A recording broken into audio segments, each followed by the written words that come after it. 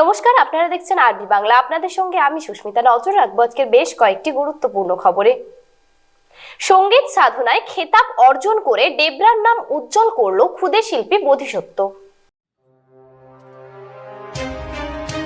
সঙ্গীত সাধনায় অসাধারণ গান গেয়ে অল ইন্ডিয়া কালচার কম্পিটিশনে সঙ্গীত বিভাগে পশ্চিম মেদিনীপুর জেলার ডেবরার নাম উজ্জ্বল করলেন ক্ষুদে পড়ুয়া তথা শিল্পী বোধিসত্ত্ব শেখর। সম্প্রতি মেদিনীপুর শহরে অল ইন্ডিয়া কালচার কম্পিটিশনে শিল্পীদের অন্যান্য বিভাগ সহ সঙ্গীত বিভাগের কম্পিটিশন অনুষ্ঠান আয়োজিত হয়।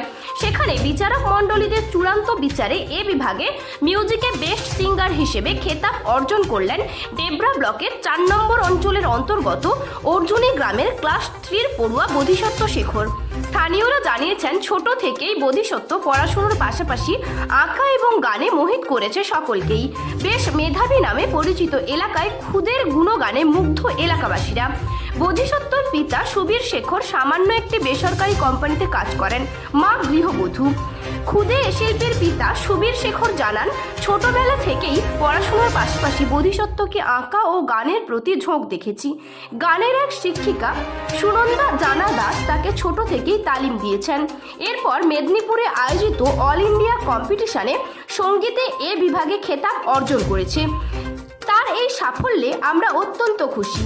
ছোট্ট বোধিসত্ত্বর এহেন খেতাব অর্জনে স্বাভাবিকভাবেই খুশির জোয়ার পরিবারে, খুশি পরিজন ও এলাকাবাসীরাও। পেয়ে আমি খুবই আনন্দিত হলাম, যাতে ছেলে আরও উঁচু এসে যেতে পারে।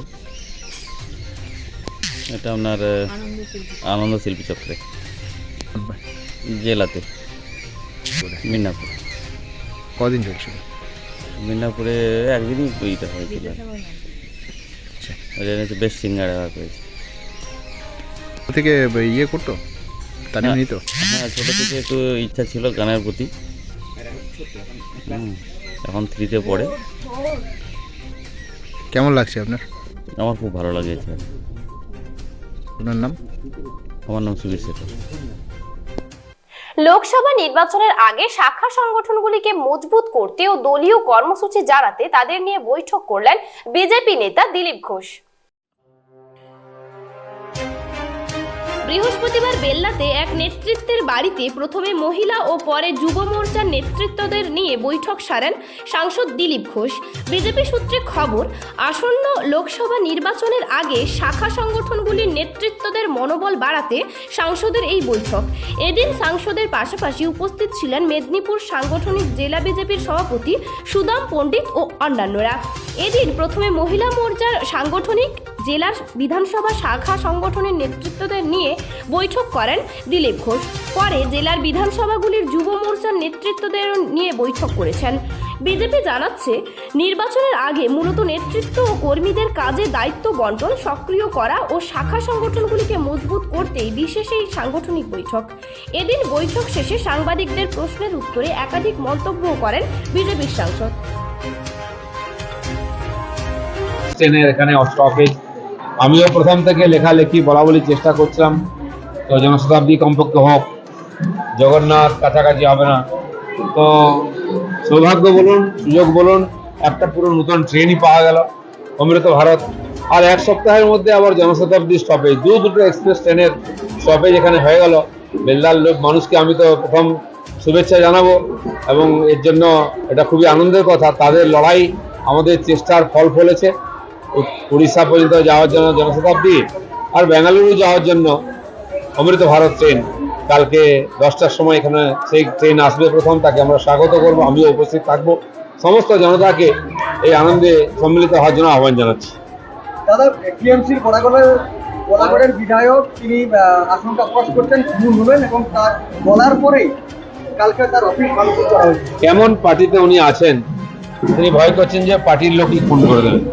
খুবই দুর্ভাগ্য। একজন এমএলএও সুরক্ষিত নয় পার্টির মধ্যে, তাহলে পশ্চিমবাংলার মানুষের কি হবে? আর এর আগে এমএলএ খুন হয়েছেন, চেয়ারম্যান খুন হয়েছেন, কাউন্সিলর খুন হয়েছেন, পঞ্চায়েত প্রধান থেকে আরম্ভ করে বহু রাজনৈতিক কর্মী খুন হয়েছেন। সাধারণ মানুষ তো প্রত্যেক দিন খুন হচ্ছে। তো আইন শৃঙ্খলা বলে কিছু নেই রাজ্যে। সরকার কি করে চলছে বোঝা যাচ্ছে না। মানুষ এই সরকারকে ভোট দিয়ে জিতে ভুল করেছে মনে করছে। কালীঘাটের কাকুর কণ্ঠস্বরের নমুনা সংগ্রহ করা হয়েছে। তিনি বিচারপতি সিনহার আবার নির্দেশকে চ্যালেঞ্জ করে ডিভিশন বেঞ্চে গেছেন।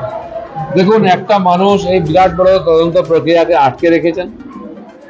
উনি যদি কোনো দোষের পুরস্কার করেননি বা কোনো দুর্নীতি হয়নি, ওনার এগিয়ে এসে দেওয়া উচিত। দেননি মানে কিছু গন্ডগোল আছে। যাই হোক, শেষ পর্যন্ত সে নমুনা নেওয়া হয়েছে, আমরা আশা করবো তদন্ত এগোবে এবারে। দাদা, সায়নী ঘোষ বলেছেন যে তৃণমূলের আমলেই লর্ড কার্জন গেট তৈরি হয়েছে। উন্নয়নের প্রসঙ্গ তুলতে গিয়ে এই কথাটা বলছি। কি তৈরি হয়েছে? Lord Curzon gate Bardhaman. আর ঠিক আছে, হঠাৎ এসে নেতা হয়ে গেলে এরকমই হয়। আর ইতিহাস ভূগোল কিছু জানা নেই, নেতাগিরি করছেন, কাকে কি বলতে হয় জানেন না। তাদের ইতিহাসও সবাই জানে। একজন অতি স্মার্ট এমপি ছিলেন, তার কি অবস্থা দেখেছেন। এসএসকেএমে কোন হাই প্রোফাইলরা ভর্তি রয়েছে হলফনামা জমা দিতে নির্দেশ হাইকোর্টের। অবশ্যই এসএসকেএম থেকে মন্ত্রীরা নেতারা পার্টি মিটিং করে নিচ্ছেন, মোবাইলে কথা বলছেন, ইন্টারভিউ দিচ্ছেন। তো সাধারণ জনতার কোর্টের প্রতি, আদালতের প্রতি যে বিশ্বাস, সেটা নষ্ট হয়ে যাচ্ছে। সাধারণ জনতা জেলে পচে মরবে, আর ওনারা ভিআইপি ট্রিটমেন্টে স্যুটের মধ্যে গিয়ে থাকবেন, হসপিটালে সব সুবিধা নেবেন। এটা যেন না হয়, এর পরিবর্তন হওয়ার দরকার আছে। দিল্লি হাইকোর্ট আজকে মহুয়া মৈত্রের বাংলো ছাড়ার নির্দেশ দেওয়া হয়েছে। নিয়ম মতো সদস্যতা চলে গেলে 1 মাসের মধ্যেই বাংলো ছাড়তে হয়। সেটা স্পিকার নোটিশ দিয়েছিলেন, তিনি না মেনে কোর্টে গেছিলেন, কোর্ট সেটাকেই বিশ্বাস করেছে। যারা নিয়ম নীতি সংবিধান না মেনে সবকিছু চান, তাদের জন্য এরকমই হয় বারে বারে। অপমানিত হওয়ার পরেও তারা নিয়ম মানতে চান না। সংসদের আইনকে বুড়ো আঙুল দেখিয়েছেন, সংবিধানকে বুড়ো আঙুল দেখাচ্ছেন। এতে আমাদের পশ্চিমবাংলার মানুষ নিজেদেরকে আমরা লজ্জিত মনে করছি। 16 টেট পরীক্ষার্থীরা আজকেও আবার রাজপথে নেমেছে আন্দোলন করছেন ওনারা, আমরা তাদের সঙ্গে আছি। সরকার ভাবুক তাদের অধিকারের কথা। সংবাদ এখন এই পর্যন্তই। দেখতে থাকুন আরবি বাংলা খবর, যেখানে হাতের মুঠোয়।